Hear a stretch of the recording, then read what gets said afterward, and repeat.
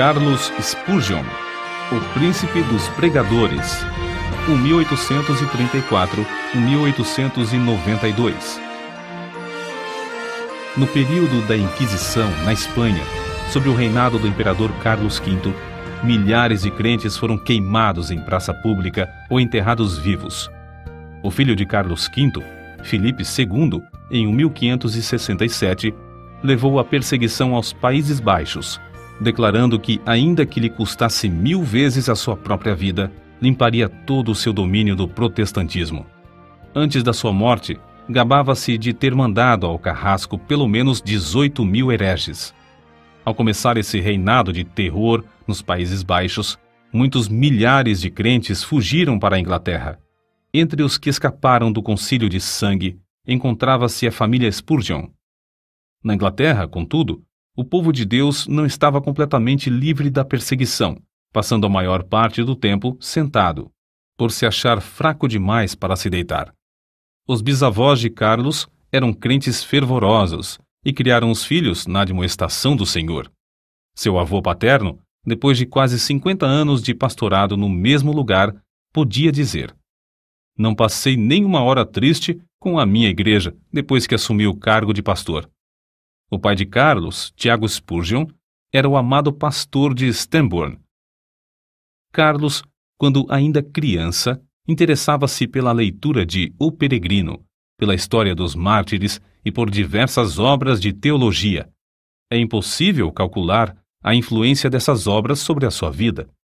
O que era precoce nas coisas espirituais vê-se no acontecimento que passamos a relatar.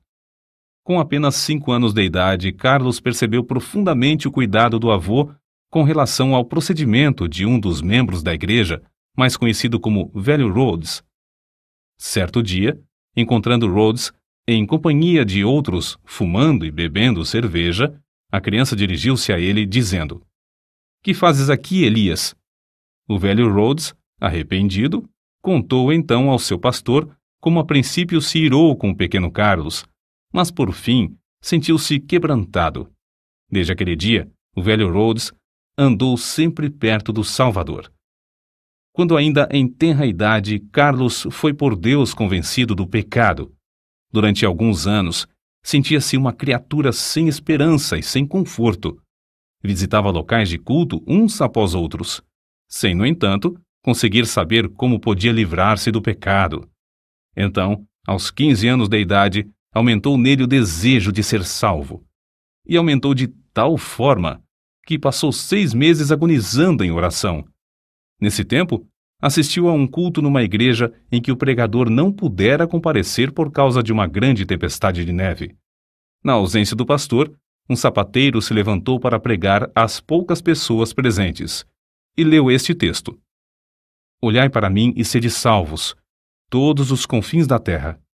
Isaías, capítulo 45, versículo 22. O sapateiro, inexperiente na arte de pregar, só fazia repetir a passagem e dizer: "Não vos é necessário levantar um pé, nem um dedo. Não vos é necessário estudar no colégio para saber olhar, nem contribuir com 1000 libras. Olhai para mim, não para vós mesmos. Não há conforto em vós.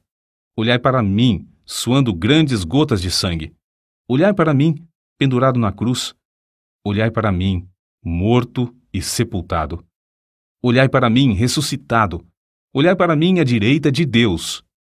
Em seguida, fitando os olhos em Carlos, disse: "Moço, tu pareces ser miserável. Serás infeliz na vida e na morte, se não obedeceres." Então, gritou ainda mais: "Moço, olha para Jesus. Olha agora."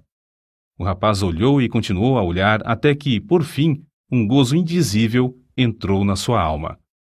O recém-salvo, ao perceber as constantes investidas do maligno, foi tomado pela aspiração de fazer todo o possível para receber o poder divino e, assim, frustrar a obra do inimigo do bem. Spurgeon, por exemplo, aproveitava todas as oportunidades para distribuir folhetos.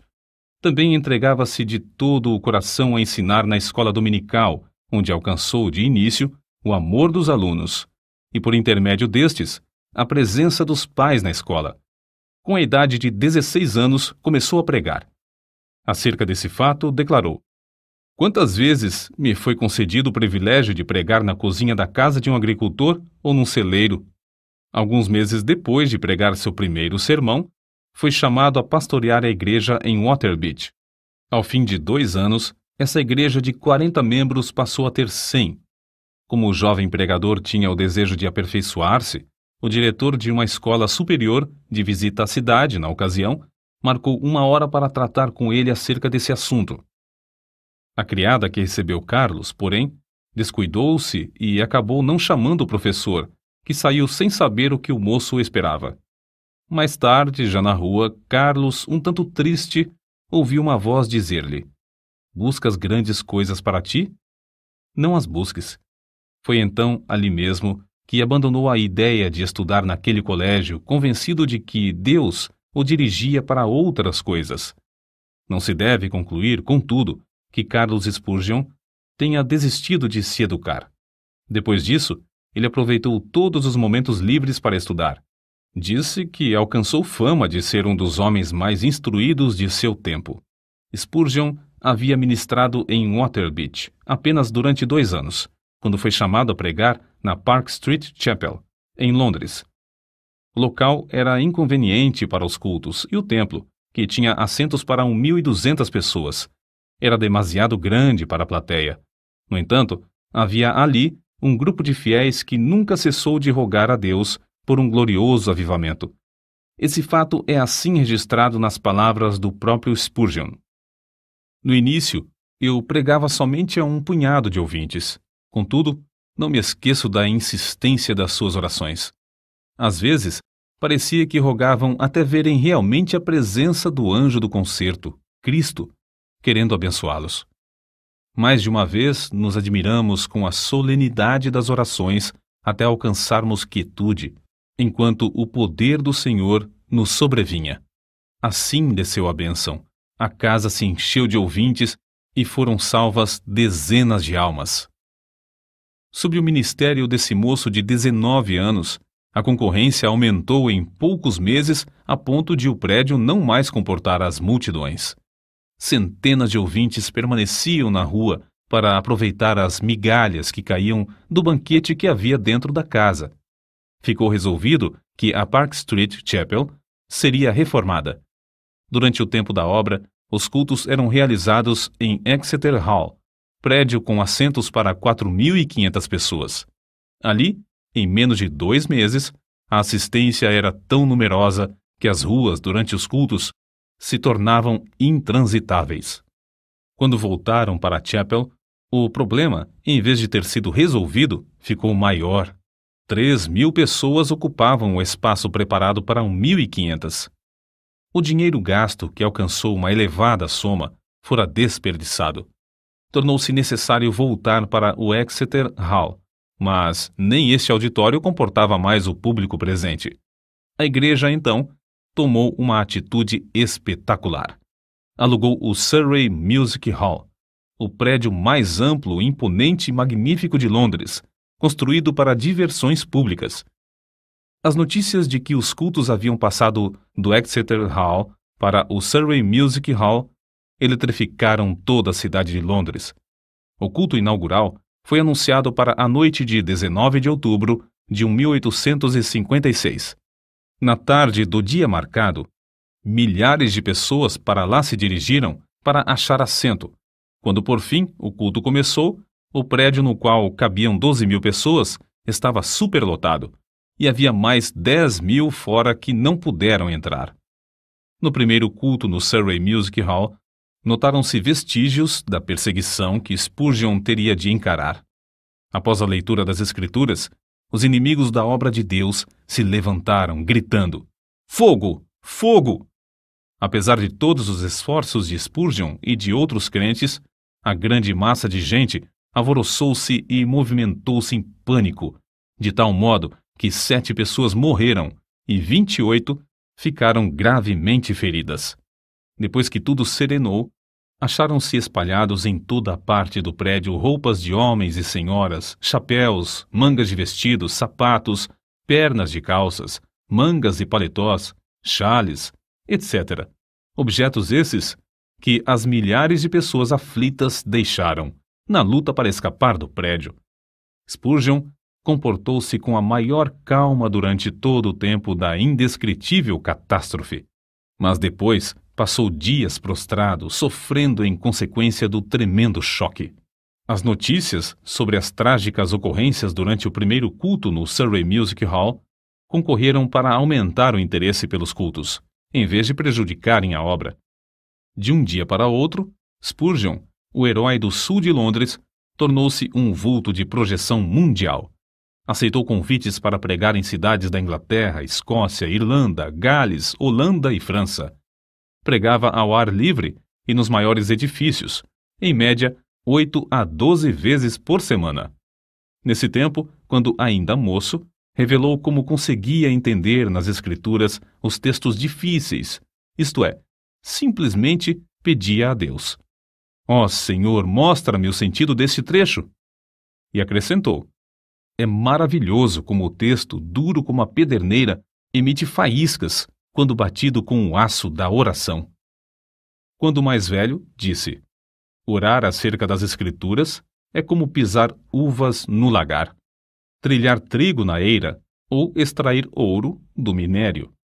Acerca da vida familiar, Susana, a esposa de Spurgeon, assim escreveu: "Fazíamos culto doméstico, quer hospedados em um rancho nas serras, quer num suntuoso quarto de hotel na cidade. E a bendita presença de Cristo, que muitos crentes dizem impossível alcançar, era para ele a atmosfera natural. Ele vivia e respirava nele.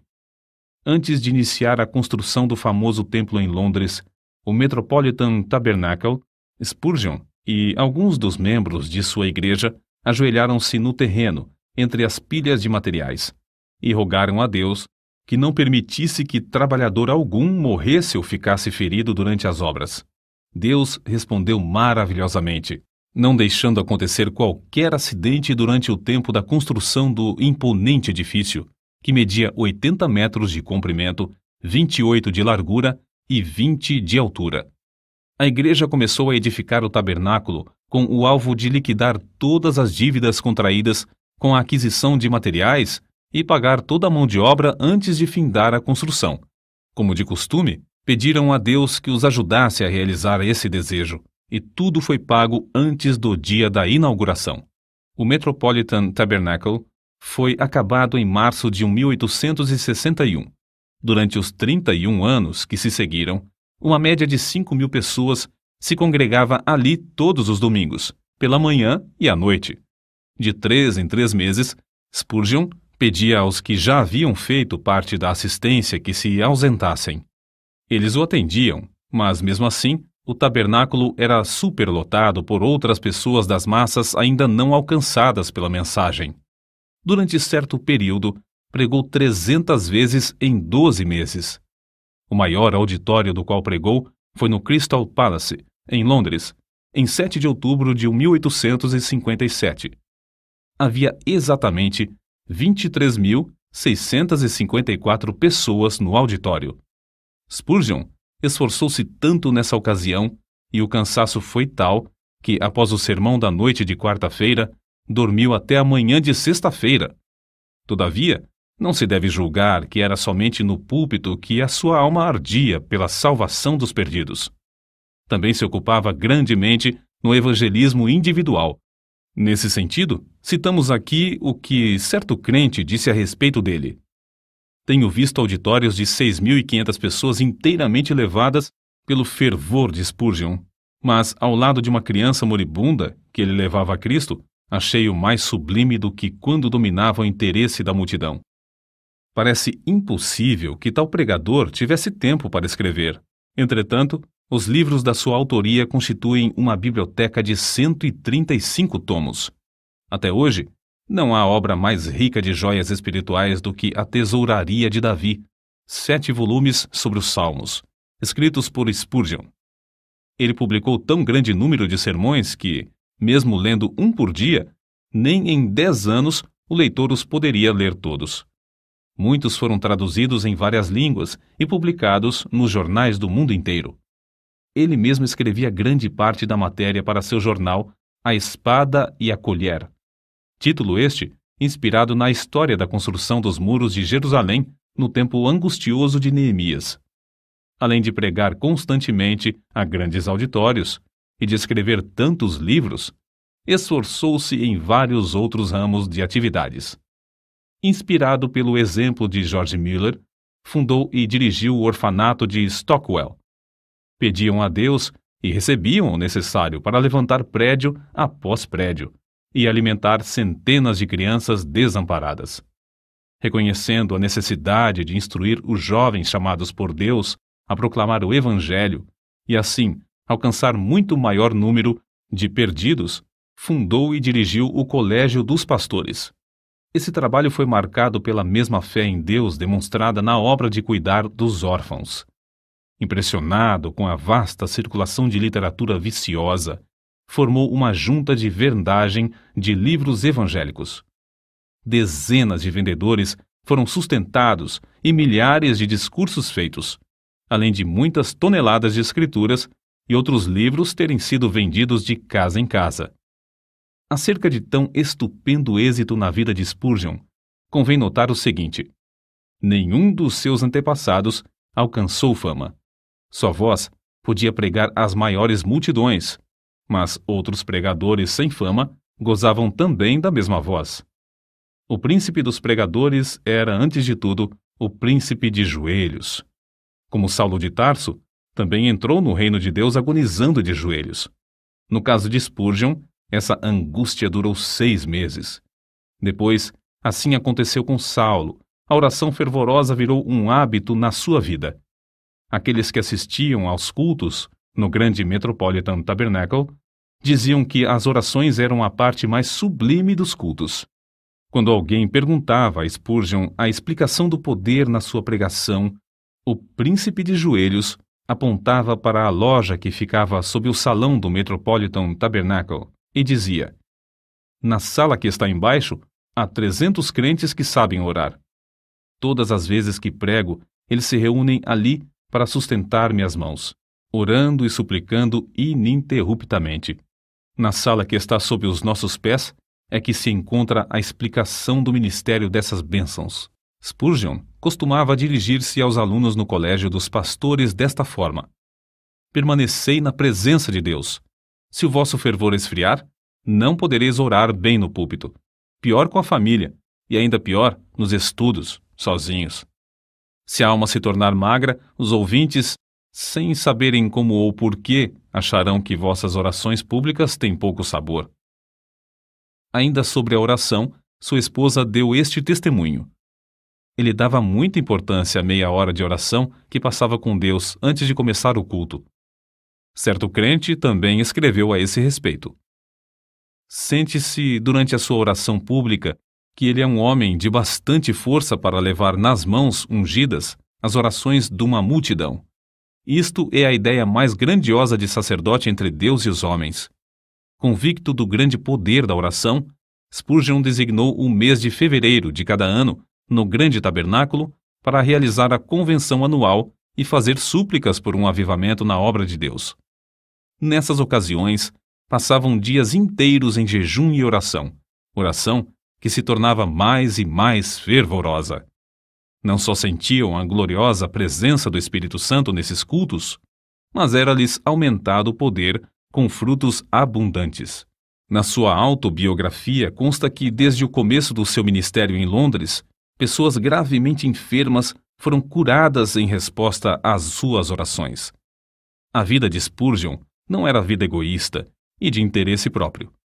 Juntamente com sua esposa, fez os maiores sacrifícios para colocar livros espirituais nas mãos de um grande número de pregadores pobres, e ambos contribuíam constantemente para o sustento das viúvas e órfãos. Recebiam grandes somas de dinheiro, mas davam tudo para o progresso da obra de Deus. Não buscava fama, nem a honra de fundador de outra denominação, como muitos amigos esperavam. A sua pregação nunca foi feita para sua própria glória, porém, tinha como alvo levar os ouvintes a Deus através da mensagem da cruz. Considerava seus sermões como se fossem setas e dava todo o seu coração empregava toda a sua força espiritual em produzir cada um deles. Pregava confiando no poder do Espírito Santo, empregando o que Deus lhe concedera para, abre aspas, matar, fecha aspas, o maior número de ouvintes.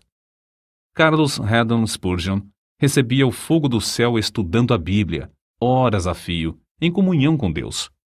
Cristo era o segredo do seu poder. Cristo era o centro de tudo para ele. Sempre e unicamente Cristo. J.P. Freud disse: quando Spurgeon orava, parecia que Jesus estava em pé ao seu lado. As suas últimas palavras no leito de morte, dirigidas à sua esposa, foram: ó querida, tenho desfrutado um tempo muito glorioso com meu Senhor. Ela, ao ver, por fim, que seu marido passaria para o outro lado, caiu de joelhos e, com lágrimas, exclamou: ó bendito Senhor Jesus! Eu te agradeço o tesouro que me emprestaste no decurso destes anos. Agora, Senhor, dá-me força e direção durante todo o futuro. 6.000 pessoas assistiram ao culto do funeral. No caixão estava uma Bíblia aberta na passagem usada por Deus para convertê-lo.